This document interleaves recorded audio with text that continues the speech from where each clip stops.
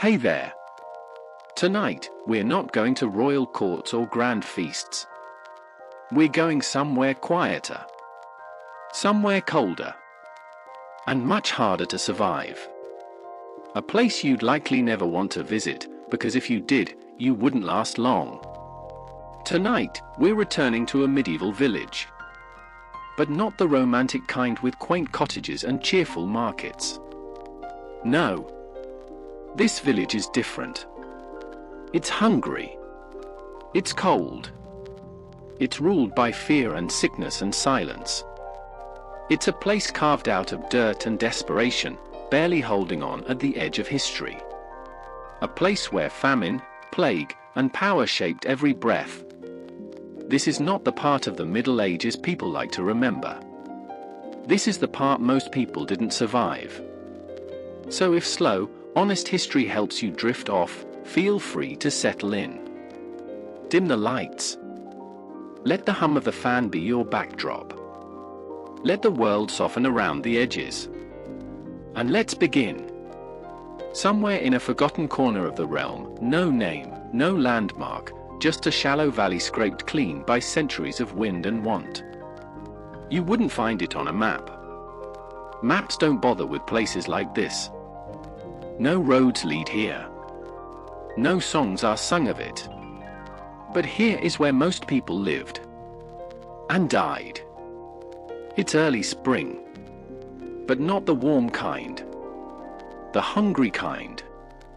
The kind where winter still clings to the soil, and the ground hasn't softened enough for new seed. You've been surviving on dried peas and thin porridge for weeks. The root cellar is nearly empty. The stew tastes like regret and boiled bark. The children are quieter than usual. They've learned to stay still when their stomachs ache. You've heard stories of other villages boiling leather to eat it. You wonder if that would work with your boots. The fields are bare. Last harvest was poor, too much rain, then not enough. The barley mold. The rye blackened with rot. A sickness followed the grain, turned stomach sour and skin pale. Old Margery didn't make it. Nor did 3 of the children. You buried them near the edge of the woods, where the soil is just loose enough to dig. And yet, worse is coming. You can feel it in the air. The steward from the manor will arrive soon. He'll ride in on a horse too clean for this place, ask how much grain you've stored, and write something in his ledger with ink you could never afford. You'll lie. You'll say you have enough. But he'll still take his share for the lord, for the tax, for the kingdom. Because in the end, the king's hunger matters more than yours. You've never met the lord who owns this land. But you know his presence. It lives in the calluses on your hands and the ache in your back. He is in the tithe you give, the bread you do not eat, the corners of your home that grow colder every winter. He is far away, but his power is not. And then, just as the frost starts to lift, the rumors begin again. Whispers carried from market towns by passing monks or wandering merchants. The plague. The Black Death. Back again. You've heard of it. You've seen what it does. You remember the last time, when people bled from strange places, when the priest stopped visiting homes, when the bell rang so often it broke. They say it travels fast, faster than horses, faster than prayers. Some say it's punishment from God. Others say it's the rats. You haven't seen many rats lately. Just as well. They eat what little you have. When the sickness comes, it won't knock. It'll seep in through the cracks. Through breath. Through touch. Through hope. And when it does, there will be nothing to stop it. The apothecary lives 3 villages over, and he's long since shut his door. You don't have coin for remedies anyway. No one here does.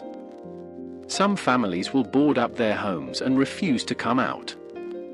Others will flee into the forest. You've thought about it. But the woods are no safer. Not with wolves, not with bandits. Not with whatever else might be watching from between the trees. You remember when the Reeve son tried to run last time? Said he'd rather take his chances beyond the hill than rot in a cottage full of coughs. They found him 2 weeks later. Or parts of him, anyway. And still, you stay. Not because you're brave, but because you're tired. Because this is your home. Because this is the only place that knows your name. Because someone has to care for the goats.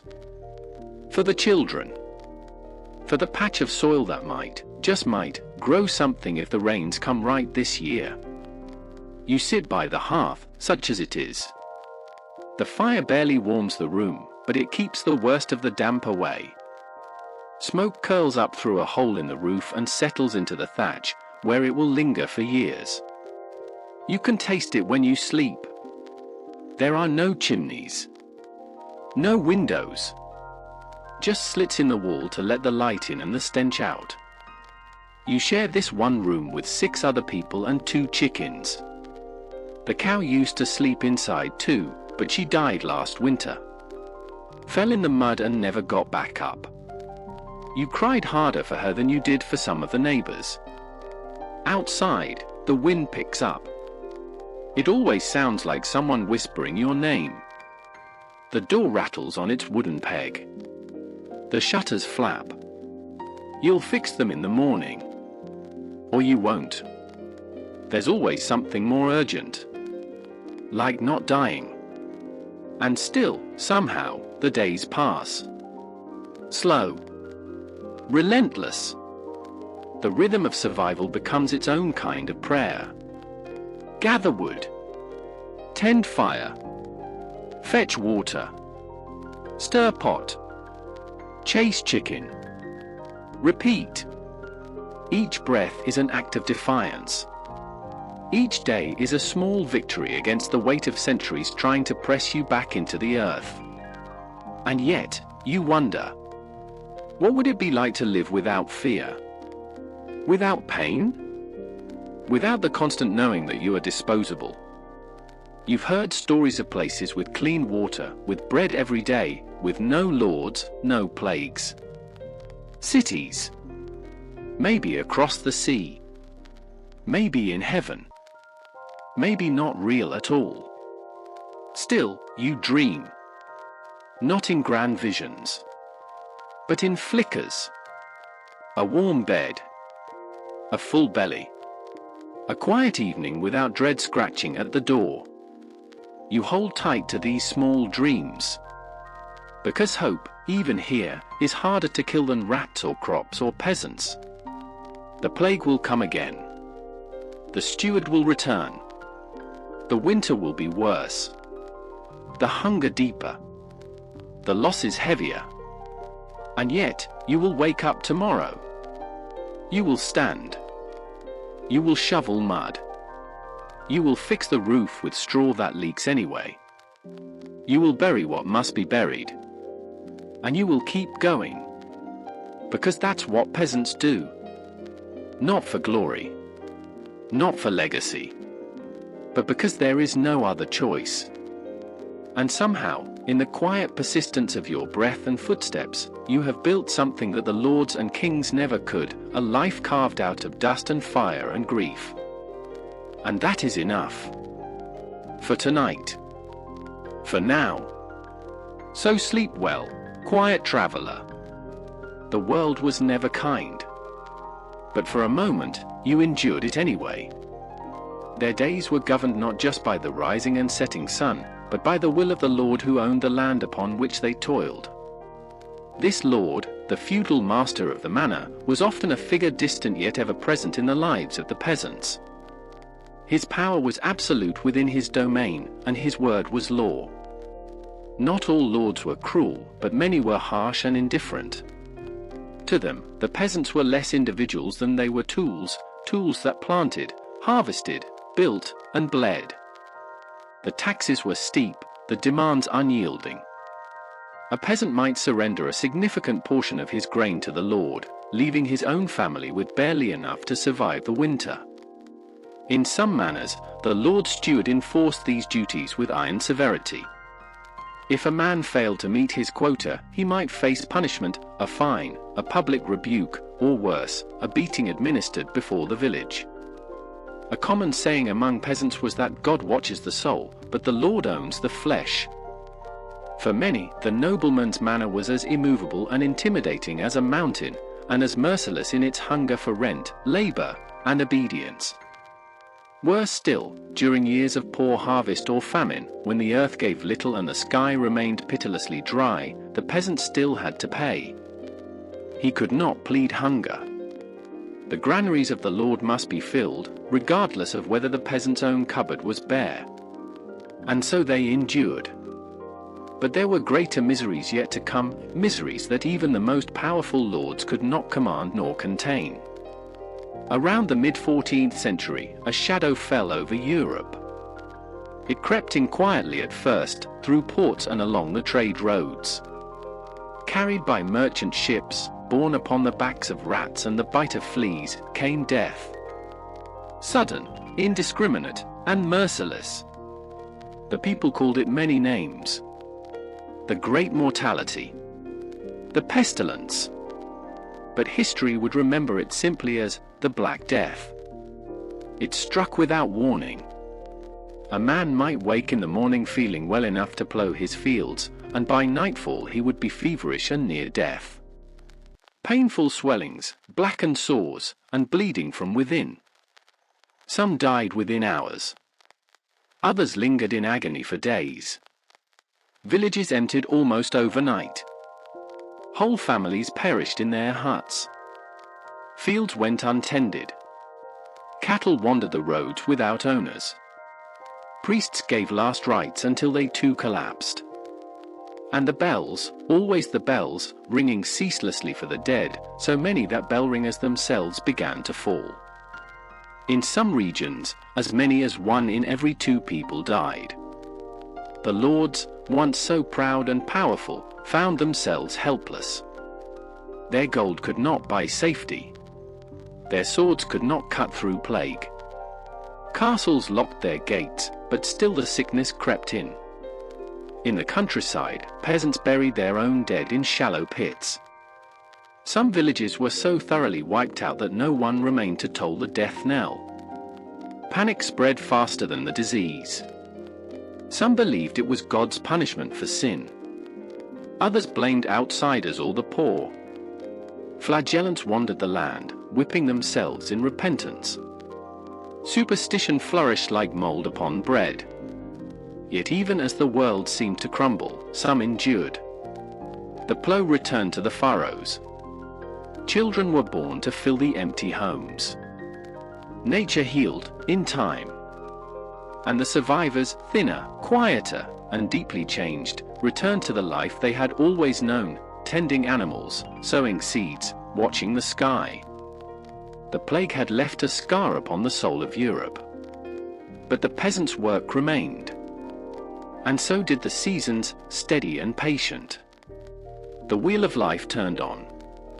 Even under the yoke of cruel lords and the shadow of disease, the humble peasant rose with the dawn, and worked. Until the sun sank low once more. And the world was silent again. Just the sound of the wind through thatched roofs. And the creak of the old wooden plough. And then sleep. Deep, dreamless sleep. Until the cock crowed once more. And the day began anew. And yet, despite all that they endured, despite the hunger in harsh winters, the lashes of unkind lords, and the quiet terror that sickness might descend again without warning, the peasant did not stop. There was no room to stop. There was grain to thresh, sheep to shear, and children to raise. Life moved not in dramatic turns, but in slow repetitions. The smell of wet earth after rain, the ache in the back after bending over the fields all day, the small comfort of warm bread shared by the fire. These were the constants. The things one could count on. The manor bell still rang out for work and worship, for curfews and councils, even if fewer voices answered than before. In the stillness that followed the great pestilence, strange things began to happen. With so many dead, labor became scarce. Some peasants found, for the first time, that their toil had value. That they could bargain, quietly, cautiously, for better terms. That a neighboring manor, also desperate for hands to till its soil, might offer slightly more generous conditions. Nothing changed overnight, but seeds were sown. Seeds not of barley or oats, but of possibility. Even so, for most, life returned to its old patterns. The seasons rotated faithfully. Lent came. Then Easter. Then the harvest festivals in late summer. The church calendar moved like the sky, indifferent and ever-present. The fields grew thick with wheat once again. Children learned their fathers' plough paths. Girls learned to spin and bake, boys to thatch and herd. Elders told stories of the old days, of the great sickness, of the cruel lords, of the wolves that howled at the village edge one terrible winter long ago, and the young listened, wide-eyed, as if hearing myths. But these were not myths. They were memories. Simple, grim, enduring memories. And when night fell, it fell slowly, as it always had. The firelight flickered against the mud walls of the hut. The animals settled in their pens. And the world grew quiet. Only the wind stirred through the straw roofs. A dog barked once, then went silent. Somewhere, a cradle creaked gently. And under woolen blankets, rough but warm, the villagers slept. Not deeply, perhaps. Not safely. But with a kind of peace born from exhaustion and habit. Tomorrow, the sun would rise again. And the work would begin once more. As it always had. As it always would. And so the seasons passed, and with them came not only the burdens of toil but also the spectre of suffering that no plough or prayer could fend off. In the year of our Lord 1348, a great and terrible shadow fell across the land, a sickness so sudden, so devastating, that it seemed the heavens themselves had grown weary of man's ceaseless toiling. The pestilence began as a whisper from distant lands, tales carried by merchants and travelers of a deadly affliction that crept from the east like a stalking wolf. It came by ship, by cart, by foot, unseen but unstoppable, and when it arrived, it did not knock gently. The Black Death, as it would later be known, was a scourge unlike any the peasants had seen. It began with a fever, a cough, then swellings in the armpits and groin, black, oozing buboes that pulsed with pain. The afflicted often died within days, some within hours, their bodies crumpled on the dirt floors of their cottages, or discarded in ditches when room in the churchyard ran out. Whole families vanished. Fields went untilled. Bread remained unbaked. The very air seemed to thrum with dread. Those who remained tried desperately to understand. Was it God's punishment for sin?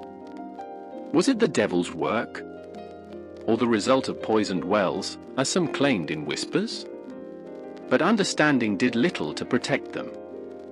In the village of Elderthorn, Father Bertram, the aging priest who had baptized, wed, and buried so many, began to lose count.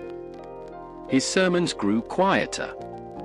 He no longer rang the church bell himself, for his apprentice had died coughing blood upon the altar. The pews emptied as the villagers prayed from their doorways, fearful of the contagion that seemed to linger in every breath. But amidst this desolation, life is stubborn, weary life, continued. The crops had to be planted. The animals fed. And while death prowled like a wolf in the mist, there were mouths that still needed feeding, and arms that must swing the scythe or cradle the infant.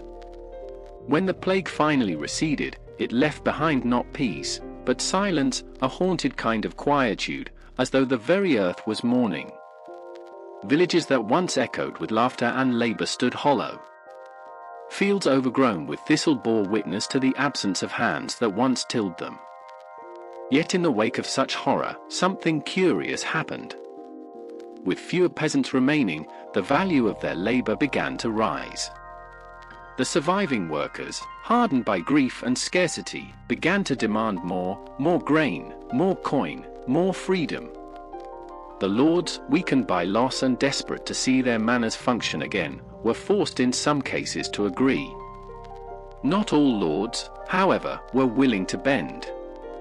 In the north, beyond the rivers and hills, ruled Lord Gregor of Ashvale, a nobleman whose reputation for cruelty was whispered among peasants like the legend of a vengeful ghost. Lord Gregor, a tall and gaunt man with a voice like frost on stone, ruled not by wisdom but by fear. His manor sat high on a cliffside, its grey towers perpetually shrouded in mist, as if the very weather obeyed his cruel disposition. When the plague had come, he did not offer aid to the villagers. He closed the gates of his estate, posted armed guards, and let the peasantry die outside the walls. When it passed, he emerged untouched and unrepentant. To the survivors, he offered no thanks or comfort, only higher taxes and harsher laws. Any who refused his demands were punished severely. One miller, a widowed man who had dared to question the new tithe, was hanged from the village gallows and left as a warning, his body swaying for weeks as the crows gathered. And yet, even in Ashvale, resistance stirred. Among the survivors was a young peasant named Rowan, whose family had been lost to the pestilence. Strong of arm and quiet of voice, Rowan began to speak to others, not loudly, not incautiously, but in the fields, under the moonlight, behind barn doors. He spoke of justice, of worth, of the truth that the land did not belong to the Lord, but to those who made it live. These thoughts were dangerous, treasonous even, but the ground had been made fertile by despair. What grew now was not wheat, but defiance. Tales like Rowan's were not unique. Across the kingdom, in the wake of plague and tyranny, common folk began to find their voice. Rebellions brewed slowly, like storm clouds over fallow fields. Some were small, snuffed out before the first torch was lit. Others became full uprisings, such as the Great Revolt of 1381, when peasants from Kent and Essex marched on London, demanding an end to serfdom, to cruel taxation, and to the false promises of lords. But that is a tale for another hour. For now, dear listener, let us return once more to the quieter days, when the Black Death had passed, when fields once more bore grain, and the bells once again tolled for weddings rather than wakes. The peasants, though scarred by plague and tyranny, resumed their rhythm, slow, steady, and strong. The mornings still began with the crow of roosters and the prayer whispered over rough bread. The days still passed with aching backs and muddy boots. And the night still brought stars overhead, and stories whispered beside the hearth. Even in a world of lords and pestilence, of hunger and hangings, the simple act of surviving, of planting, of birthing, of loving, was an act of quiet defiance. And in that, the peasants endured. As the wheel of time turned, their story, forgotten by many, remembered by few, continued, nestled in the furrows of history. Now, rest easy, dear soul. Let the echoes of hooves and harvest fade gently into silence. For the tale is long, but the night is gentle. Let the past cradle your dreams, and sleep, like the soil, settle soft and deep. And so, the years rolled onward, as years always do, quiet and unrelenting. The scars left by the plague did not disappear, they faded, like old ink on parchment, but never truly vanished. Villages slowly refilled with life, not always with those who had once called them home, but with newcomers, wanderers, and the occasional runaway serf who dared to seek a better life under a different name. The old ways persisted, as stubborn as the ivy on the manor walls. The three-field system endured, with rotation and rhythm guiding the hands of labourers who measured time not by clocks, but by seasons. Sheep grazed where men had once fought. Newborns were christened in the same stone churches where the echoes of plague-time morning still lingered. The land remembered. But while some lords bent with the changing times, adjusting rents and easing burdens, others tightened their grip with iron resolve. Lord Gregor of Ashvale remained one of the harshest. Having survived the pestilence untouched, he believed himself chosen by God, or at the very least, sanctioned by fate to dominate those beneath him. His punishments grew more inventive, his taxes more exacting. He demanded that peasants repair the manor roads with their bare hands, often in winter when frost cracked the earth and turned stone to glass. It was said, in hushed voices and trembling tones, that he kept a ledger thicker than a Bible, wherein he recorded every infraction, no matter how small. A stolen egg, a missed church service, a glance held too long. His steward, a man named Halric, enforced these laws with zeal, his leather boots soaked often in the mud of ruined gardens and once, rumor claimed, in blood. Still, the villagers endured, because they had to. Because they had no choice. And yet, beneath the surface, something had shifted. Where once the villagers had bowed their heads and mumbled apologies, now their silences carried a weight, a tension, like the air before a thunderstorm. Children grew up with stories of what had been lost, not only to plague, but to cruelty. Some whispered of rebellion. Others made pacts in shadows, sharpening sickles not only for harvest. One year, a terrible drought struck Ashvale. The fields cracked and split. The wheat failed. Even the barley withered. Lord Gregor, unmoved by pleas, increased his demands, insisting the villagers make up for the lost yield with labor. He claimed his own stores of grain must be protected for the winter, guarded day and night. And so, starving, some peasants began to sneak into his granaries. They were caught. For men and one girl, no more than 16, were lashed in the village square. The girl died the next morning, her wounds festering. Her name was Annas. And her death became a quiet spark. Rowan, now a man grown strong and weary, stood at the edge of that crowd as the girl's body was lowered into the earth. He said nothing. But that night, when the village gathered behind locked doors, it was he who spoke first. He did not shout.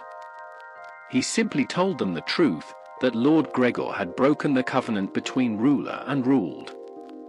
That they were no longer bound to obey a master who treated them as beasts. That even the lowest plowman was made of flesh, of thought, of soul. The people listened. They did not rise that night, nor the next. But seeds had been planted, not in soil, but in spirit. That winter, Lord Gregor's barn burned. No one claimed responsibility. In the spring, one of his tax collectors disappeared on the road between villages. His horse returned alone. There were rumors, of course, but no arrests. Life in Ashvale became tense, brittle. The steward patrolled with twice the usual guards. Curfews were imposed. Meetings forbidden. And still, the fields needed sowing. Still, babies were born. Still, songs were hummed over cradles and in corners. In time, these quiet acts of defiance grew bolder.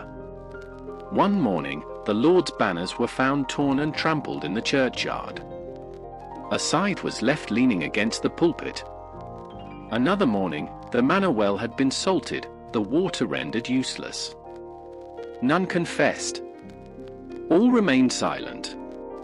And then, one dusky summer evening, Lord Gregor's gates were breached. Not by an army. Not with swords and fire. But by the people of Ashvale, with tools, torches, fists, and fury that had fermented over years. The manor guards, few and underpaid, fled. Gregor, once so proud and feared, was dragged from his hall and forced to face the very peasants he had starved. What happened next is told in many ways. Some say Rowan gave a speech. Others say no words were spoken at all. A few claim the Lord was spared, exiled to wander the earth in rags. Most say he was thrown into his own granary and left to burn with the season's harvest. No one agrees. No one dares speak of it openly. But the manor was never rebuilt. And from that day on, Ashvale was ruled not by a lord, but by its people. Their freedom was fragile, contested, and dangerous. The crown would not look kindly on self-rule. Other lords whispered of revenge. But for a while, for a precious season, the people of Ashvale planted, harvested, and shared their bread as equals. Even in such grim centuries, even in a world of plague, famine, and lash, there were moments, flickers, of justice, of dignity reclaimed. And as the stars returned to their nightly place above the fields, and the wind carried the scent of rye and rain, the story of the peasants went on. Not written in books or sung by bards, but kept in the quiet memory of the earth, and in the blood of those who refused to kneel. And so the years rolled on, and the waning days of the 14th century gave way to the dawning light of the 15th. The world was not as it had been, though many who toiled the earth scarcely knew how much it had changed. The villages remained quiet, the fields remained faithful, and the sky still gave its measure of rain and shine. Yet, beneath the surface of daily life, tremors stirred, a growing restlessness in the land, and in the hearts of men. In the manors and strongholds of the nobility, power played its intricate game. A new breed of lord had risen, hardened not only by war but by cruelty, and the insatiable need to dominate. Some among them, once mere custodians of royal favor, became iron-fisted rulers of their fiefs, wielding justice not with a balanced scale, but with the lash and the gallows. These lords were not satisfied with service, they demanded submission.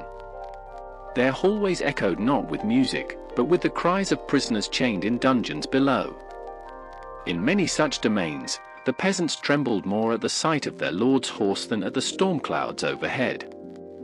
A misstep could bring more than scorn, it might mean a whipping post in the village square, or worse, disappearance into the night, never to be seen again. Taxes grew crueler still, not for the crown or the church, but for the vanity of a lord building a second keep, or adorning his wife's gowns with gold thread and pearls. In these places, the manor house was no longer a symbol of protection, but a fortress of fear. And yet, still, the fields had to be tilled. Still, the cows needed milking, and the wheat needed reaping. For all the horror that lived behind high stone walls, life in the cottages went on, slow, plodding, cyclical. One foot in front of the other. One season turning into the next. But the land was not merely troubled by men. Nature, too, dealt its cruel hand. Disease, which had never truly left since the Black Death, returned in brutal waves.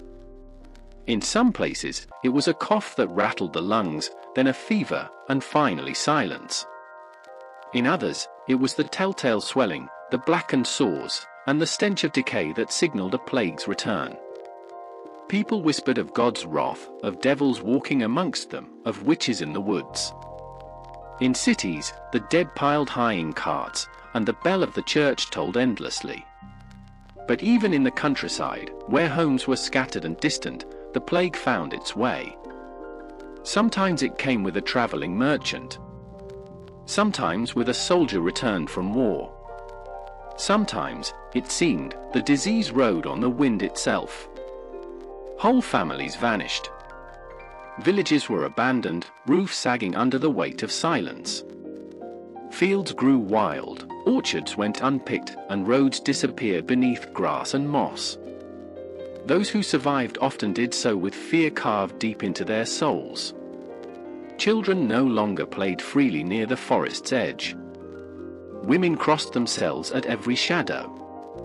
And old men spoke less of saints and more of ghosts. But hardship has a way of forging resilience, too. In the absence of help from above, peasants turned to one another. They shared bread, bartered cloth, watched each other's children, and buried the dead with shaking hands. In the worst-hit areas, the old feudal bonds broke completely. Some serfs simply walked away, into the forests or to other villages, never to return. Others stayed, bound not by duty, but by habit, and by love of the land. Through all this, a strange kind of change was beginning to take root, like moss between the stones. The great lords, for all their might, found it harder to command when their labor force had vanished. Some tried to enforce old laws, to shackle freedom with fines and fear. But others, desperate to keep their fields from going fallow, began offering wages to those who would return. The age of the free laborer was dawning, quietly and without fanfare, born of devastation and necessity. And while the nobles schemed and the peasants endured, the church, once the bedrock of all things, found its authority questioned in a way not seen for centuries. The plagues, the wars, the endless suffering, they had promised salvation, but delivered little comfort. In corners of Europe, new voices began to whisper. Scholars and preachers, often hunted, sometimes burned, asked whether God required gold and obedience, or merely humility and truth. These thoughts, dangerous though they were, reached the countryside like distant thunder. Few peasants could read, but news came all the same, through traveling friars, gossip at markets, or the tales of a miller's cousin who had gone to the city and returned changed. Ideas, like illness, are contagious. And though slowly, the old certainties began to crumble. The 15th century, though shrouded in the mist of time, bore witness to the birth pangs of a new world. It was not yet the Renaissance. It was not yet the age of reason. But the ground beneath the plough was shifting. The peasant, once barely more than a beast of burden, was beginning to understand his own worth, not as property, but as a man. Still, for many, life continued much as it always had. In a stone cottage warmed by a single hearth, an old woman spun wool beside a window smeared with breath. A boy fetched water from a frozen stream, his hands red from cold. In the distance, a shepherd called to his dog as fog rolled over the hills. And somewhere, a bell tolled, not for death, but for vespers, calling the faithful to prayer. Yes, the century would bring fire, and blood, and fear. But it would also bring quiet courage, the seed of change, and the enduring strength of those whose names were never written in books. The peasants, the mothers, the shepherds, and the smiths, the ones who bore the weight of the world not in fame, but in silence. And the fields, as always, endured. Brown in winter. Green in spring. Golden in harvest. Sleeping under snow, then stirring once more. The 15th century wore on, dragging with it both splendor and suffering. Beneath the eaves of the thick forests and crumbling keeps, life in the countryside began to change, slowly, almost imperceptibly at first, like a distant storm gathering behind hills still sunlit. Though the rhythms of sowing and harvest still dictated the lives of most peasants, new forces began to stir beneath the surface. The great feudal lords, those aging lions of old battles and ancient bloodlines, found their grip loosening. War, pestilence, and ambition worked together to tear the tapestry of tradition apart. Among the most notorious of these lords was Baron Aldrich of Westmere, a cruel and cunning noble whose keep loomed high above the village of Edderwick. His ancestors had once been praised for their justice, but Aldrich was a man of different cloth. His levies were harsh, his punishments unmerciful. In his pursuit of wealth and legacy, he would extort not just coin from his subjects, but their very sense of safety. It was whispered that he hung a man for letting his sheep graze too close to the woods, and burned a widow's cottage because she could not offer more than 2 eggs as tax. Villagers would murmur prayers before crossing under the shadow of his battlements, and children were taught to lower their voices near the road that wound up to his hall, lest their play provoke his ire. Yet as Aldrich's power grew, so too did the forces that would one day unravel him. Trade routes expanded, bringing new goods and new ideas. Merchants from far-off Flanders and Venice arrived with bolts of wool and tales of towns where guilds governed, not lords. In cities, the merchant class swelled. Some peasants fled the manors, risking outlawry to seek lives in the burgeoning urban sprawl. And in those darkened alleyways of York and London, a different kind of unrest brewed. Laborious, tired of starvation wages, began to whisper of rights, of dignity. The embers of rebellion, once scattered, began to glow. Still, the countryside reeled from other blows. The plague returned, not with the same ferocity as the Black Death, but with cruel precision. In 1463, a fresh wave of sweating sickness swept through the Midlands. It struck suddenly, a fever that overwhelmed in hours. People fell in the fields, in their beds, in church pews. In the village of Branscombe, nearly half the population perished within a week. Bells tolled ceaselessly, their mournful sound a dirge to the lost. With death came famine, as fields lay unharvested and granaries empty. In some places, wolves were seen again at the edge of villages, drawn by the scent of decay. The church, once a pillar of comfort, now faced suspicion. Some priests fled their parishes, others preached that the plagues were punishments for hidden sin. Flagellants roamed the roads again, their backs blooded by scourges, chanting apocalyptic hymns as they passed through broken hamlets. Heretical sects emerged, some claiming that all men should own land, that no priest could forgive sins, that the kingdom of God must be built not with stone but with justice. Such beliefs were dangerous. The Inquisition's long fingers reached even into the English countryside, and bonfires lit the dusk in more than one sleepy shire. Amidst this turbulence, life for the average peasant remained a quiet endurance. They bound themselves more to one another, forming tighter kinships, sharing loaves when there was too little, sheltering one another from the cold and from the gaze of soldiers. In places where lords had died without heirs, communities sometimes managed their own affairs. A reeve elected by consensus might settle disputes, while a village priest helped with written records. These experiments in self-rule were fragile, often crushed by the return of a claimant noble or a royal decree, but they lingered, like seeds blown under stone, waiting. One such village was Homer Green. Nestled between marsh and wood, its isolation had long been a curse, cut off from markets, vulnerable to bandits. But during the plague years, it became a haven. Refugees arrived, and the old manor fell empty when the lord and his son succumbed to illness. The villagers, led by a wise woman named Annis and a blacksmith called Raedwald, created a council. They kept peace, divided labor, even built a school for children. For a decade, Homer Green thrived in anonymity, a quiet experiment in communal life beneath the gaze of no crown or crozier. But peace rarely endures unchallenged. When a distant cousin of the dead lord laid claim to the land, soldiers came. The villagers resisted, not with swords, for they had none, but with barricades and petitions. They sent word to sympathetic townsfolk and friars who had once seen their community. A standoff began. The soldiers camped outside the village for weeks, hesitant to provoke bloodshed. In the end, it was the winter that resolved the matter.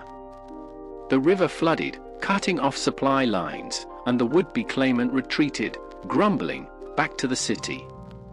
These stories, scattered and often forgotten, speak of a changing world. The late Middle Ages were not just an age of knights and kings, but of struggle, adaptation, and quiet defiance. And still, through it all, the seasons turned. The frost came in November, laying white breath over the thatch. Lambs were born in spring, their bleats rising into the warming air. The wheel of time ground onward, and in its motion, the seeds of a new era of reformation, exploration, and revolution were silently sown.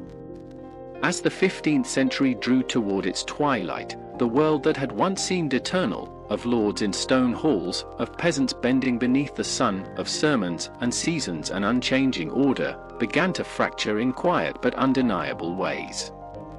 In the courts of kings, letters were now written more frequently in English than in Latin or French. The nobility, once armored warlords of the countryside, now sought favor in courtly intrigue and distant diplomacy. But it was in the villages, among the hedgerows and crooked lanes, that the most profound, if least noticed, transformation slowly unfurled. In the shadow of the changing world, a child named Elric was born in the village of Dunwell, near the River Ouse. His mother, Hilda, was a weaver, known for her skill with flax, and his father, Garin, a tenant farmer on lands leased from a minor baron who seldom visited. Elric's childhood was neither harsh nor easy, shaped by chores, local festivals, and long winter evenings around the hearth. He learned to read from a kindly old priest named Father Ambrose, who believed that books should not belong solely to the clergy. Under Ambrose's guidance, Elric discovered the Psalms, the herbal lore of Hildegard of Bingen, and even a few works of ancient Roman thought smuggled in from scholars in Cambridge. But Elric's world, like so many others, was touched by the tremors of distant powers. In 1485, the dynastic struggle known as the Wars of the Roses finally reached its bloody conclusion at Bosworth Field. King Richard III was slain, and Henry Tudor rose as Henry VII, founding a new royal house. The battle itself was far removed from Dunwell, yet its aftermath brought changes that trickled slowly into village life. Taxation increased to rebuild the royal treasury. A census was taken. New magistrates appointed by the crown replaced some of the old, hereditary lords. The villagers of Dunwell soon found themselves answering not to a dusty baron, but to a royal sheriff who wore velvet and carried scrolls bearing the king's seal. Meanwhile, the rhythm of the seasons remained. Elric grew. He learned the cycle of sowing barley in March, of watching for the May frosts, of reaping in late July with sweat on his brow and straw in his shirt. He grew tall and strong, and like many, he dreamed of something more. It was a time when the world seemed to be opening.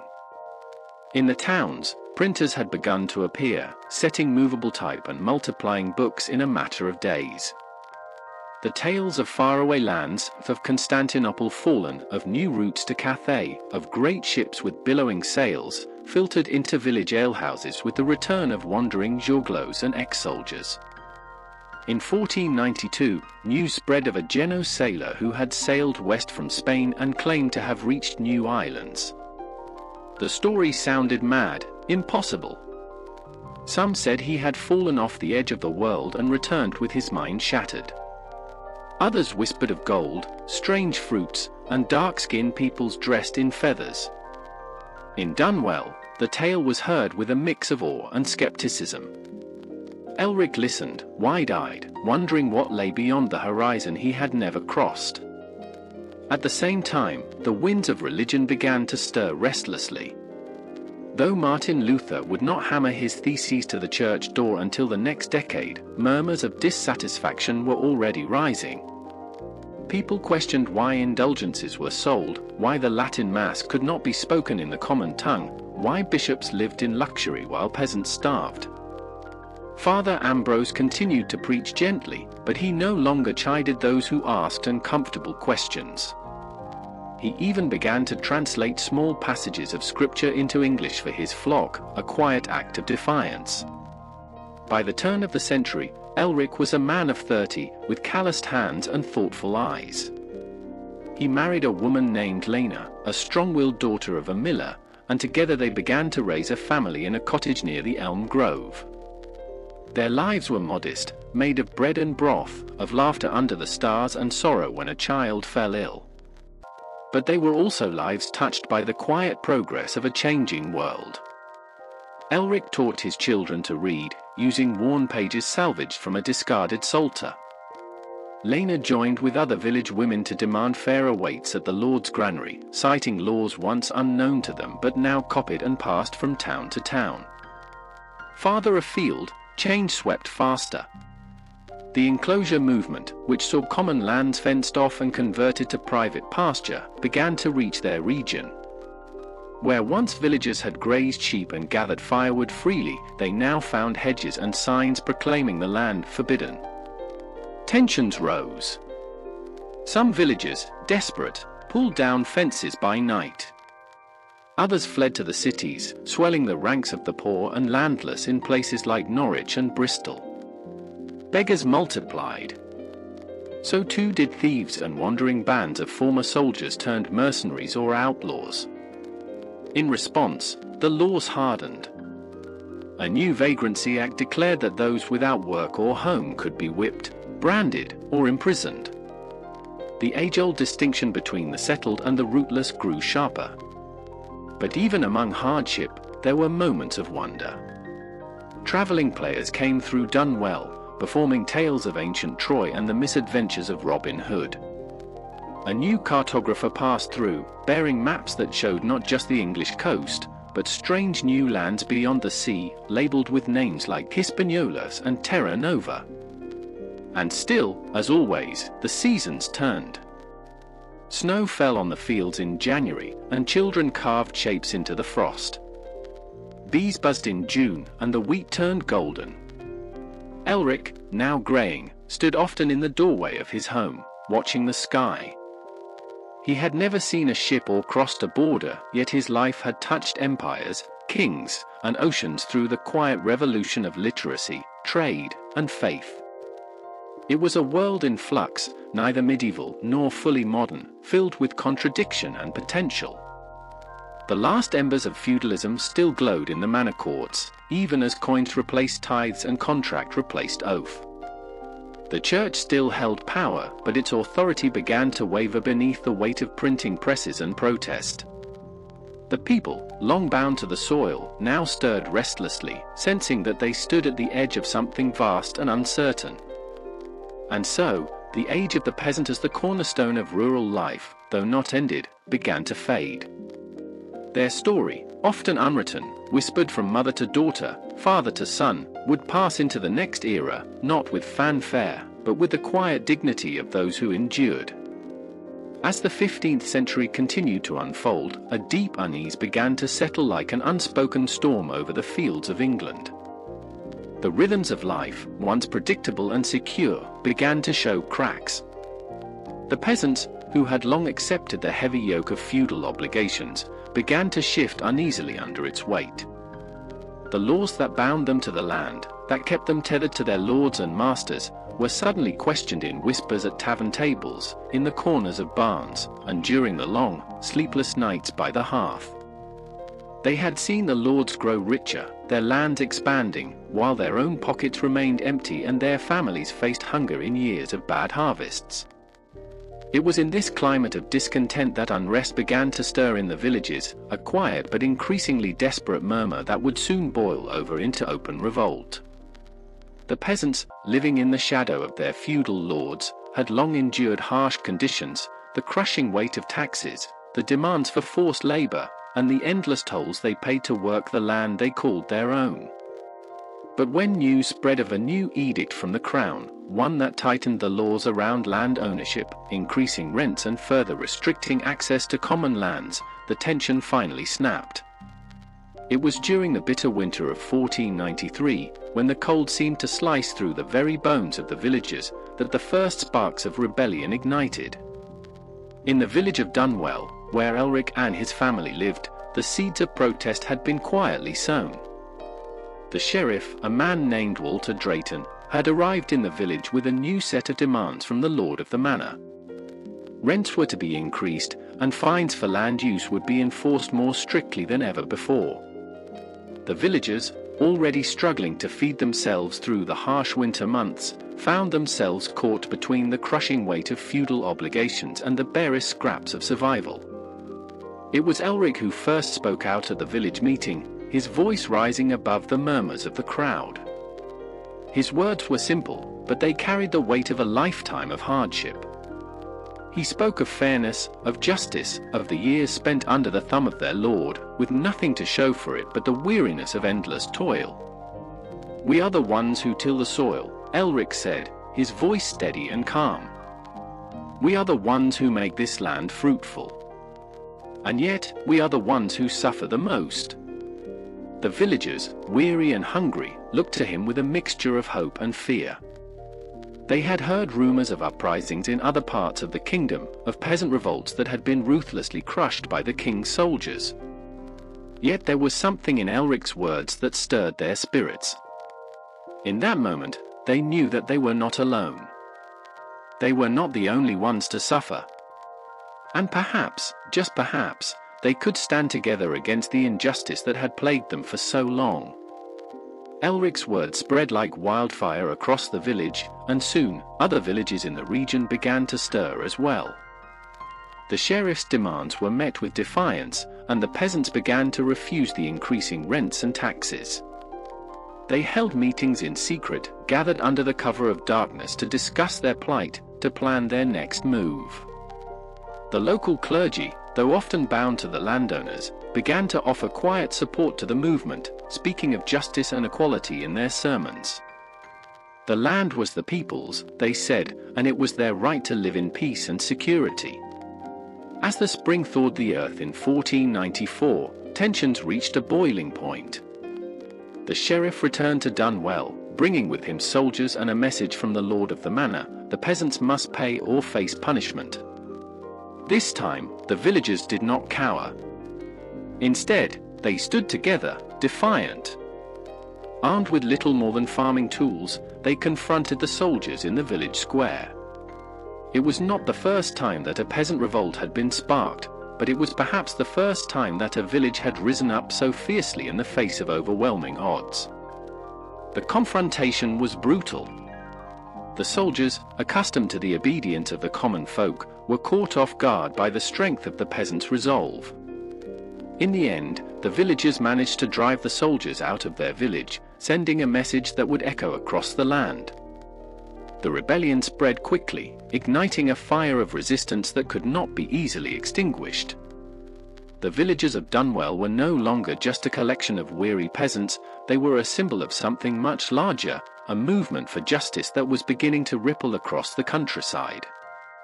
Word of the rebellion reached the ears of the lords, and they responded with swift and brutal force. Armies were raised, and soldiers were sent to crush the growing insurrection. In Dunwell, the villagers prepared for a siege, barricading themselves within the walls of their homes. Elric, now a leader of the resistance, gathered the men of the village and trained them in the rudimentary tactics of defense. They did not have swords or armor, but they had the land, and they knew it better than anyone. The days stretched on, and the soldiers began to close in on Dunwell. The villagers held out, but the situation grew increasingly desperate. The once familiar landscape of fields and woods became a battleground, a place where every tree, every stone, was both a refuge and a potential hiding spot for enemy soldiers. The villagers fought with a fierce determination, but they were outnumbered and outgunned.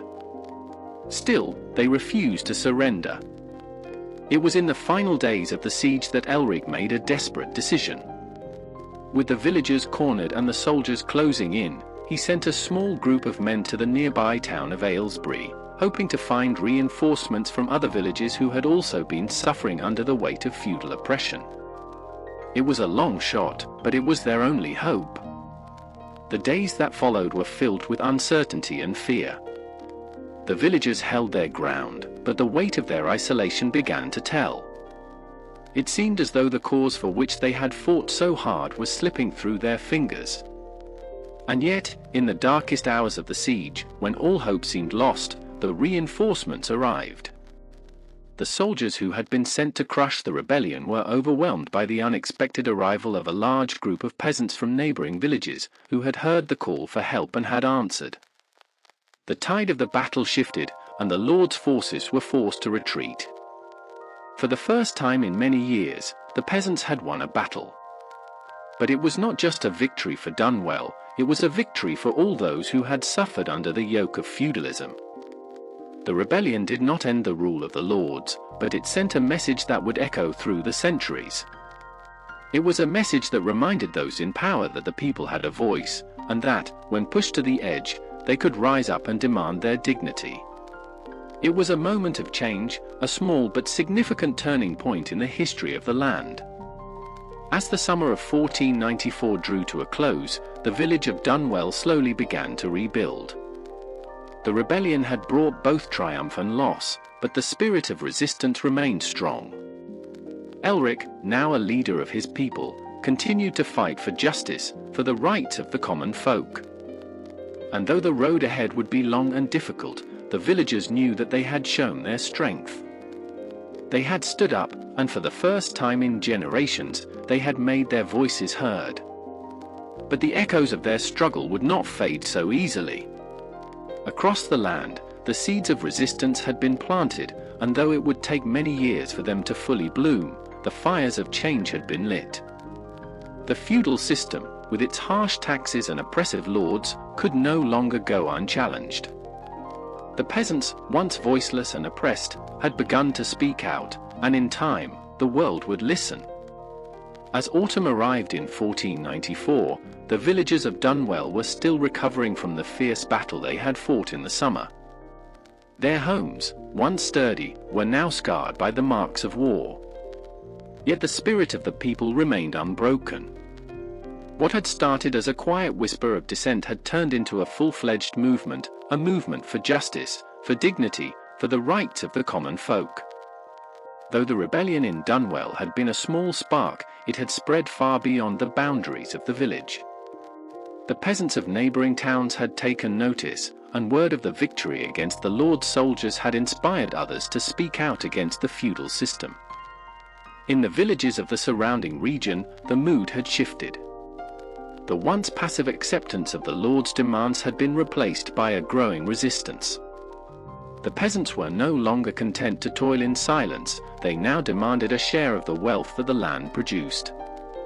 They began to organize, to speak openly of rebellion, to question the very foundations of the system that had kept them subjugated for centuries.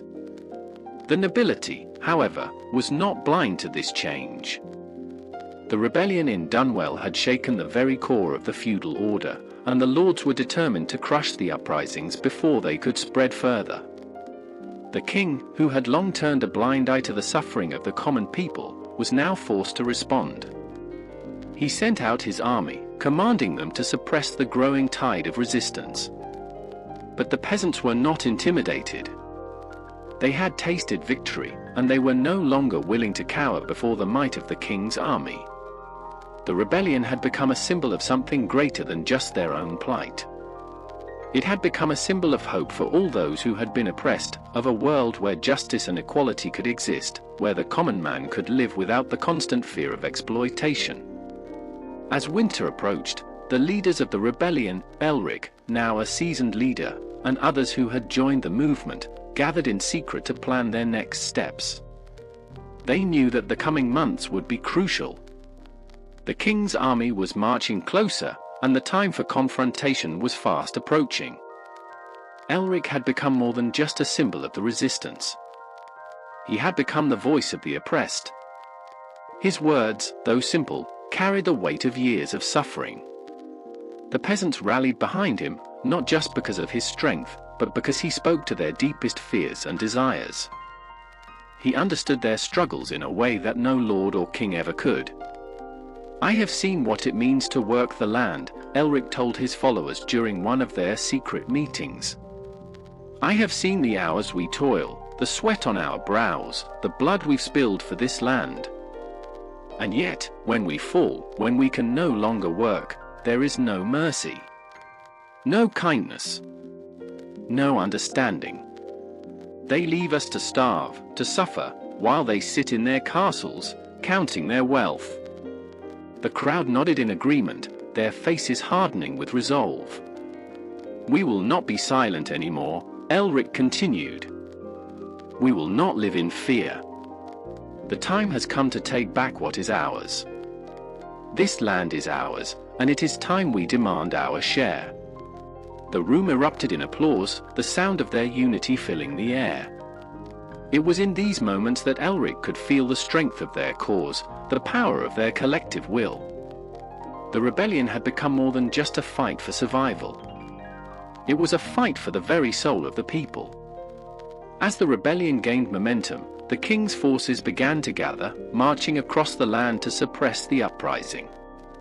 The peasants, armed with little more than tools and makeshift weapons, knew they were outmatched in terms of strength and resources.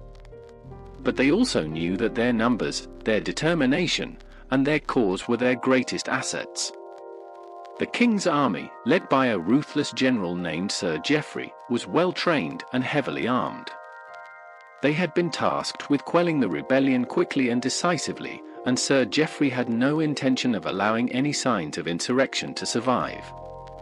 The peasants, he believed, were nothing more than rabble who needed to be put down with an iron fist. The first skirmishes between the peasants and the king's forces were brutal. The peasants, though poorly equipped, fought with a ferocity born of desperation. They knew that if they lost this fight, their families would suffer and their homes would be destroyed. The fields they had worked for so many years would be taken from them, and they would be cast aside like cattle. In the town of Aylesbury, just a few miles from Dunwell, the peasants gathered for their first large-scale confrontation with Sir Geoffrey's army. The streets, once peaceful and full of life, were now filled with the sounds of clanging swords, the cries of battle, and the shouts of resistance. The peasants, led by Elric, had fortified the town, setting up barricades and digging trenches. They had no professional soldiers, but they had a cause that burned brighter than any weapon could. When the king's army arrived, they were met with a wall of resistance. Sir Geoffrey's soldiers, confident in their superiority, charged forward with all the force they could muster. But the peasants fought back with a tenacity that caught them off guard. They used the land to their advantage, knowing the terrain better than any soldier. They ambushed the king's forces from the trees, from the rooftops, from the alleys. The battle raged for hours, the outcome uncertain. Sir Geoffrey, growing frustrated with the unexpected resistance, ordered his men to burn the town to the ground. The smoke from the flames could be seen for miles, a signal to all that the king's forces were not to be trifled with. But the peasants would not be cowed. Even as the flames consumed their homes, they fought on. They knew that if they lost, it would be the end of their struggle. But if they won, it would be a victory not just for themselves, but for all the oppressed people of the land. At the height of the battle, when it seemed like the king's forces might finally break through, the peasants received reinforcements. A group of villagers from nearby towns had come to their aid, bringing with them food, weapons, and most importantly, more fighters. With their help, the tide of the battle began to shift. Sir Geoffrey, seeing his men being pushed back, ordered a retreat. The king's army, though better equipped and trained, was no match for the sheer willpower of the peasants. They had fought for their homes, for their families, and for their freedom. In the end, it was their unyielding spirit that won the day. The victory in Aylesbury sent shockwaves through the kingdom. The peasants had struck a decisive blow against the king's forces, and word of their success spread quickly. The rebellion, once a small spark, had grown into a full-fledged revolution. The lords and the king were no longer in control of the narrative. The people had risen, and they were not going to fall back into silence. But while the victory was significant, it did not bring peace. The rebellion had only just begun, and the road ahead would be long and fraught with danger. The king's forces would not give up easily, and neither would the lords who had been challenged by the peasants. There would be more battles, more suffering, and more sacrifice. The peasants, however, had learned a valuable lesson. They had learned that they were not powerless, that they could stand up to the forces that had kept them oppressed for so long. And with each victory, no matter how small, their confidence grew. They were no longer a scattered group of individuals, but a united force, fighting for the future of their people. As winter deepened, the rebellion continued to spread across the land. The lords and the king tried to suppress the uprisings, but the peasants were determined. They fought on, driven by a belief in their cause that could not be extinguished.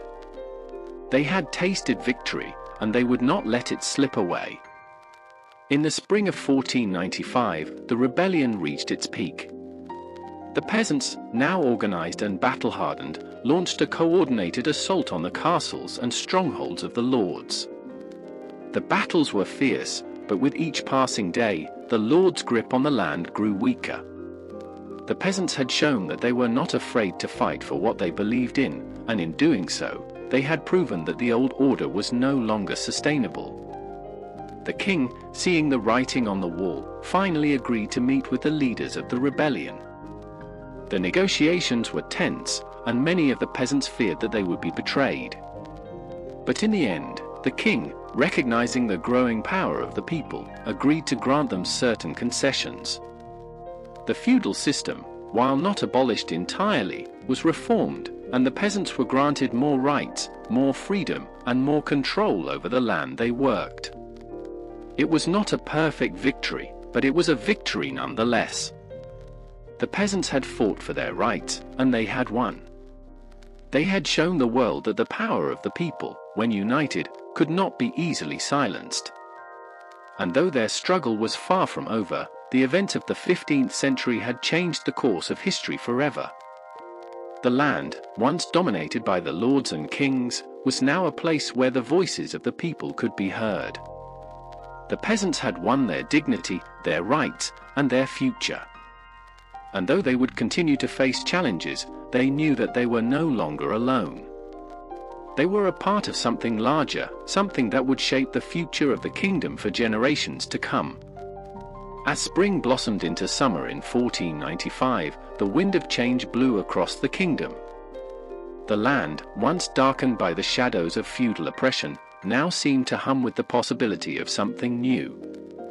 The peasants, emboldened by their victories, had gained more than just land and rights.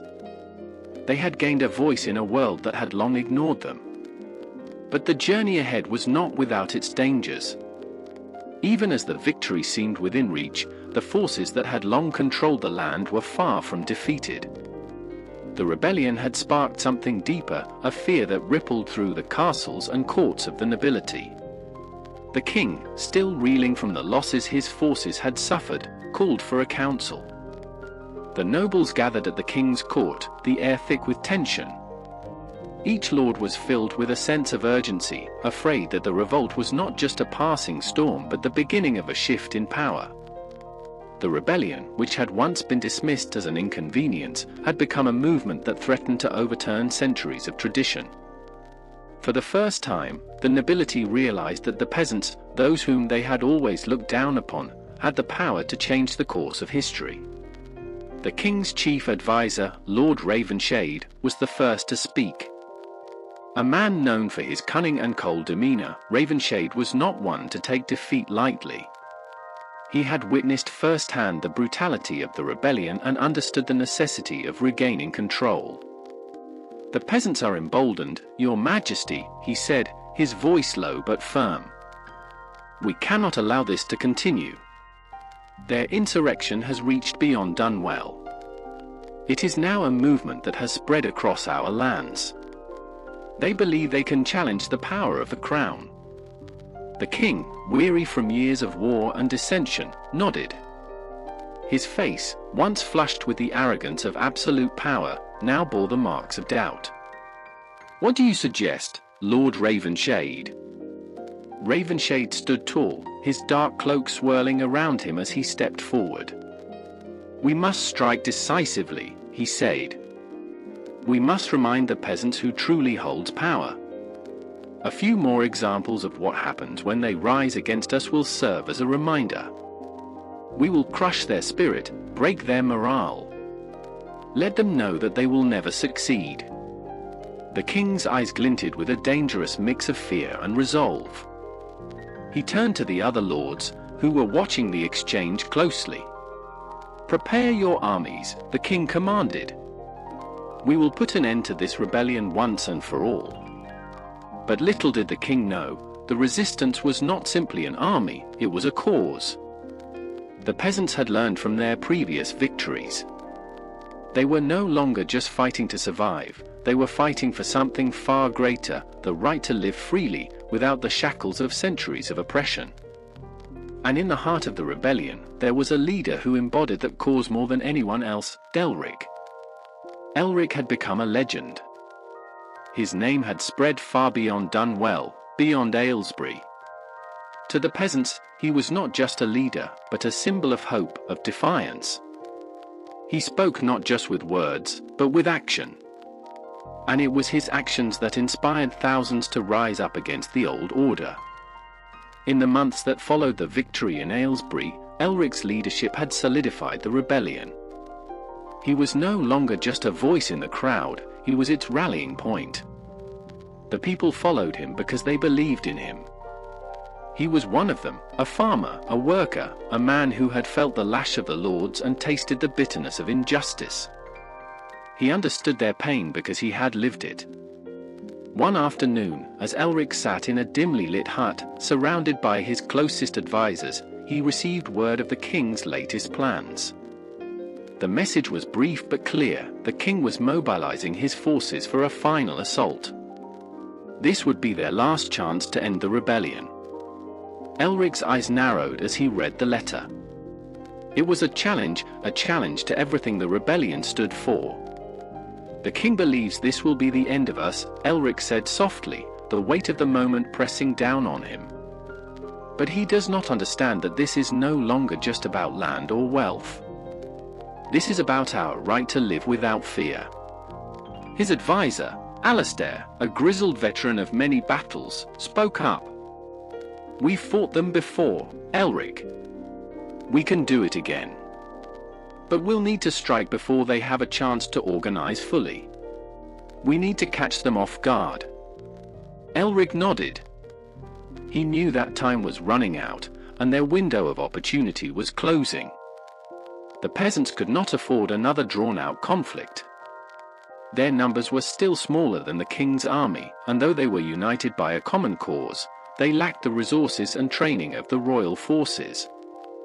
"We will not wait for them to come to us," Elric said, determination flashing in his eyes. "We will meet them head-on. But this time, we will strike at the heart of their power." The plan was simple but dangerous. Elric and his forces would march straight into the heart of the kingdom's stronghold, Eldenstone Castle. It was the seat of the king's power, the symbol of everything the rebellion had fought against. To strike there would send a message, not just to the king, but to all the lords who had supported him. As the peasants prepared for the assault, Elric stood atop a hill overlooking the battlefield. He could see the banners of the king's army gathering in the distance, their black and gold standards fluttering in the wind. His heart pounded in his chest, but he held steady. This was the moment.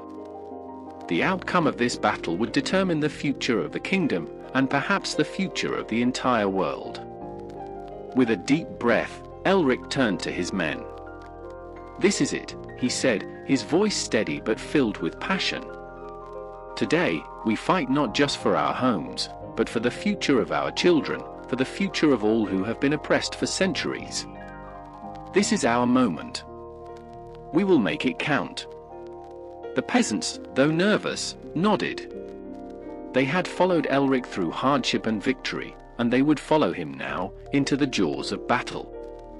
As the sun began to set, the two forces met on the field of Eldenstone. The air was thick with tension, the scent of smoke and earth mingling in the breeze. The battle that ensued was fierce, the ground beneath them turning to mud as blood soaked into the soil. The peasants fought with everything they had, their weapons crude but their spirits unyielding. They knew that this battle could be their last, but they fought with a fury that matched the size of their dreams. At the heart of the battle, Elric clashed with Sir Geoffrey, the ruthless general who had once led the king's forces against them. Their swords rang out in the air, a deadly dance of steel. Elric's strength was unmatched, but Geoffrey was no fool. He fought with all the experience of a seasoned warrior.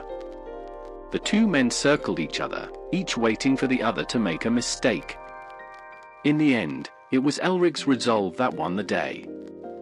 With a powerful swing, he disarmed Geoffrey and sent him sprawling to the ground. The general, gasping for air, looked up at Elric, his eyes filled with both hatred and disbelief. "Why fight for them?" Elric asked, his voice steady as he stood over the fallen general. "What have they given you? What is worth more than the lives of your people?" Geoffrey sneered. "You are nothing but a fool, Elric. You think you can defeat the king? You think the land will be better off without us?" Elric looked down at him, his expression softening. "The land will be better off when the people are free. When they no longer have to live in fear. That is what we are fighting for." With those words, Elric raised his sword, and in a single motion, ended the life of one of the king's most feared generals. The death of Geoffrey marked the turning point of the battle. The king's forces, leaderless and disorganized, began to retreat. The peasants had won. The echoes of the battle at Eldenstone reverberated through the land. The royal army had been routed, their commanders either dead or fleeing, leaving the field of battle to the peasants. The ground was slick with mud and blood, but the air was thick with a newfound sense of triumph, a feeling that had long been absent in the hearts of the oppressed. For the first time, the peasants stood victorious, not only over the forces that had sought to suppress them, but over centuries of subjugation. Yet, even in this moment of celebration, Elric knew that this was not the end. It was only a beginning. The remnants of the royal army limped back to the capital, their pride shattered, but their resolve not yet broken. They would regroup. They would replenish their ranks. They would come again. The rebellion had not won the kingdom, it had only taken a step toward it. And Elric knew that the forces of the crown would not tolerate this insurgency for long. In the aftermath of the battle, Elric called together his closest advisors and allies. The camp was filled with the sounds of men and women tending to the wounded, preparing what little food they could scavenge, and rebuilding their strength. But the work of the rebellion was far from over. Elric, standing before his assembled generals, felt the weight of what lay ahead. "We have won a great victory today," Elric began, his voice steady despite the fatigue he felt in his bones. "But this is only the first of many battles we will face. The king will not rest until he has destroyed us. We must prepare for what comes next." The advisors nodded in agreement. Among them was Alistair, the grizzled war veteran who had fought alongside Elric since the earliest days of the rebellion. Alistair had seen many battles, but he had never seen a fight like this. The peasants were no longer the rabble they had once been. They were an organized force, unified by a common cause. But they were still outnumbered, still under-equipped. They needed more than just courage to succeed, they needed strategy, planning, and reinforcements. "We have to strike while the king is still reeling from the loss at Eldenstone," Alistair suggested. "If we wait too long, they will regroup, and will be caught off guard." Elric nodded thoughtfully. "You're right, Alistair. We can't let them have time to rebuild their forces. But we also can't be reckless. We need to strike at their heart, at the capital itself. If we can take the city, we can end this war once and for all." Taking the capital would be no small feat. The city of Eldenstone was the seat of the king's power, a fortified stronghold bristling with defenders and surrounded by miles of heavily guarded land. To approach it was to invite disaster. The peasants would have to find a way to break through the walls of not only the city but also the royal authority itself. Elric knew that the kingdom would not fall easily. But he also knew that the time for hesitation was over. Days turned into weeks as Elric and his advisors carefully plotted their next move. They gathered intelligence, scouted enemy positions, and trained their forces in the art of siege warfare. The peasants, though once humble farmers and laborious, were becoming seasoned soldiers. Their unity and resolve were their greatest strengths, and Elric began to see in them the potential for something far greater than he had ever imagined, a true army, not just of rebels, but of men and women willing to fight for their freedom. But not everyone shared Elric's vision. Among the rebel ranks, there were whispers of dissent. Some feared that the cost of taking the capital would be too great, that the rebellion had already reached its peak and that the time to negotiate for peace had come.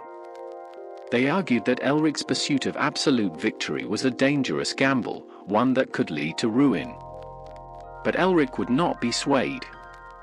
He had seen what happened when the peasants were ignored, when their voices went unheard. He would not stop now, not when they had come so far. The road to Eldenstone was long and fraught with peril. The peasants moved under the cover of night, keeping to the forests and the hills, avoiding the well-trodden roads that were watched by royal scouts. They were a small force, but they moved with purpose and precision.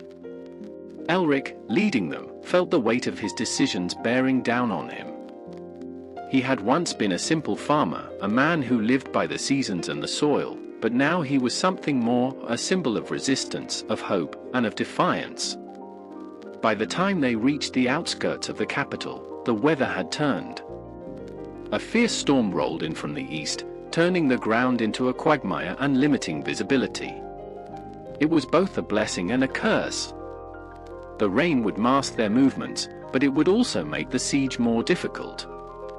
The peasants would have to work quickly if they were to have any hope of breaching the walls before the king's army could mobilize to defend the city. As Elric stood on a hill overlooking Eldenstone, his heart pounded in his chest.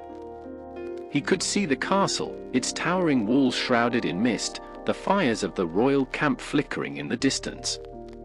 He could hear the distant sounds of the city, the clanging of metal, the barking of dogs, the murmur of the crowd. It was a city of power, a city of wealth, but also a city of oppression. And it was about to be laid siege to by the very people it had once ignored. Now, Elric whispered, his voice a soft command. Now, we fight for our future. The attack began at dawn, under the cover of the storm.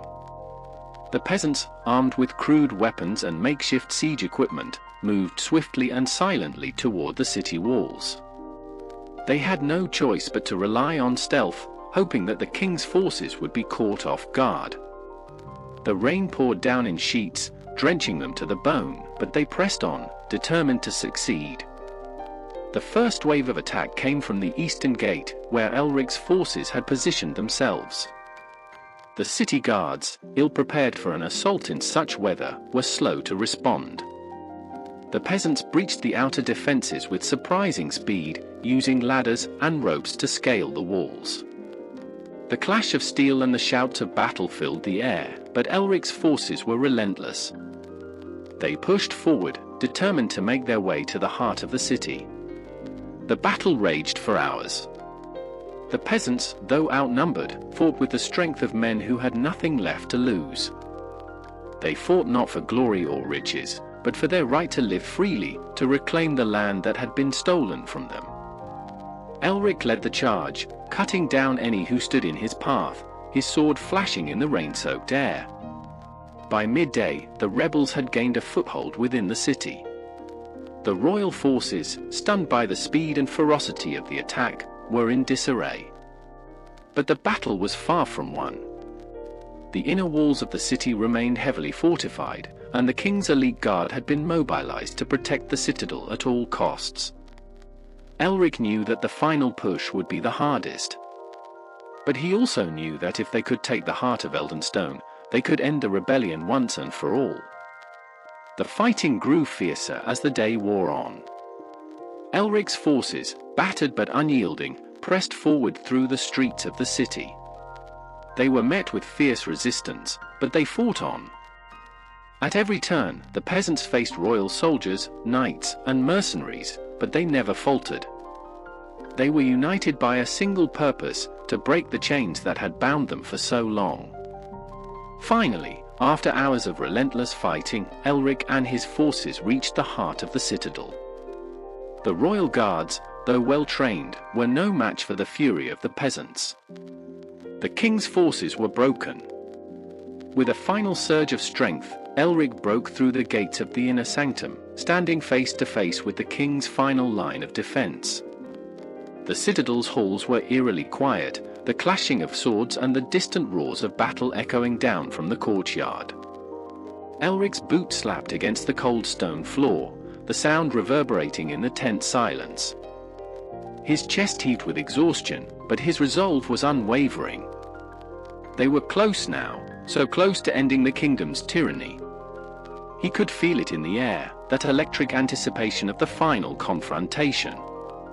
Around him, his soldiers were weary but filled with a renewed fire. The earlier skirmishes had taken their toll on both sides, but the peasants had fought as if possessed, driven by the desperation and desire for justice that had fueled this revolt from the very beginning. Their victory at Eldenstone had been a beacon, and now, as they pressed deeper into the citadel, they knew they were no longer just rebelling, they were reclaiming what was rightfully theirs. At the center of the citadel stood the throne room, its massive double doors an imposing barrier between the rebels and the monarch who had once ruled over them with an iron fist. Elric motioned for his best soldiers to stand ready, their weapons drawn and their eyes set with unflinching determination. They would not stop until they had reached the king himself. Through the smoke and the chaos of the battle outside, the final gate to the throne room creaked open. The royal guard, the last line of defense, stood in a tight formation, armored in shining plate and bearing the insignia of the crown. They had been trained for this moment, prepared to defend their king at all costs. They were noble warriors, loyal to their monarch, but Elric could see the hesitation in their eyes. They had heard the battle cries of the peasants, seen the destruction of their comrades, and sensed the inevitable truth: the king's reign was at an end. The two forces stood across from each other in the grand hall. Elric, with his ragtag band of peasants, the embodiment of years of suffering, facing the polished steel and noble faces of the royal guard. The tension was palpable, a heavy silence hanging in the air as both sides prepared for the final confrontation. Elric raised his sword, its edge glinting faintly in the flickering torchlight. "This is it," he said, his voice steady and resolute. "The time for suffering has passed. Today, we take back what was stolen from us. Today, we reclaim our future." With that, the clash erupted. The peasants surged forward with the ferocity of a storm, their weapons clashing against the heavy armor of the royal guard. The guards fought valiantly, but they were outnumbered and outmatched by the sheer will of the peasants. Elric moved through the fray like a force of nature, cutting down any who dared stand in his path. His sword flashed with a purpose that could not be denied. In the midst of the battle, Elric caught sight of the throne. It loomed at the far end of the hall, a symbol of the power that had been used to crush the lives of countless peasants for generations. He could almost taste it: victory, revenge, and freedom. But the king was still inside, and Elric knew that the true test lay ahead. As the last of the royal guards fell, the throne room fell into a tense, eerie silence. The rebels had cleared the way to the throne, and now Elric stood before the doors to the king's chamber. He could feel the weight of the moment pressing down on him, the realization that everything they had fought for, everything they had bled for, was about to culminate in this singular moment. With a deep breath, Elric kicked the doors open, his heart pounding in his chest. Inside, King Oswin sat upon his gilded throne, his face a mask of arrogance and contempt. He was no longer the mighty monarch who had once ruled over the kingdom with an iron fist. His once pristine robes were torn and stained, his crown askew, and his eyes were filled with an unmistakable fear. The king had seen the fall of his kingdom coming, but he had refused to believe it would actually happen. Now, it was too late. "Elric," the king sneered, his voice laced with bitterness. "You think you've won? You think this is over? You cannot defeat me. I am the king. My blood is royal. I am the law of this land." Elric stepped forward, his sword still raised, his eyes locked onto the king's. "You are nothing more than a tyrant," he said, his voice cold and steady. "You have ruled through fear, through bloodshed. You never once cared about the people of this land. You never once saw us as anything more than cattle for your endless wars and taxes. But that ends now." The king stood, his eyes flashing with anger, but the fear was undeniable. He had always known that his reign was built on a foundation of sand, and now the tide had come to wash it all away. "You are a fool, Elric," the king spat, his voice trembling. "You do not understand the power you seek to destroy. The nobility, the crown, it is the very fabric of society. Without it, there will be chaos. You will have nothing. No future. No order." Elric's gaze never wavered. "I would rather live in chaos than live under a king who sees his people as nothing more than pawns in his game. The kingdom will change. We will rebuild it from the ground up, with fairness and equality, not with tyranny and oppression." The king's eyes widened, his mind racing for a way to salvage the situation. But it was too late. Elric had the support of the people, and the crown was slipping from his grasp. The rebellion was not just a revolt, it was the birth of a new era. A new order was coming, one where the peasants would no longer bow before their lords. With a final, decisive movement, Elric raised his sword and struck. The king's last breath left him in a gasp, and his body crumpled to the ground. The throne, that symbol of so much pain and suffering, was finally empty. Outside, the battle had subsided, and the cries of the peasants grew louder. The king's reign was over. The city of Eldenstone had fallen. The rebellion had triumphed. But even as Elric stood victorious in the heart of the citadel, he knew that the fight was far from over. The kingdom would not be rebuilt in a day, and the wounds of the past would not be healed easily. But for the first time in generations, the peasants had hope. They had shown that they were not powerless, that their voices could not be silenced. And with that hope, Elric knew that the future was theirs to shape.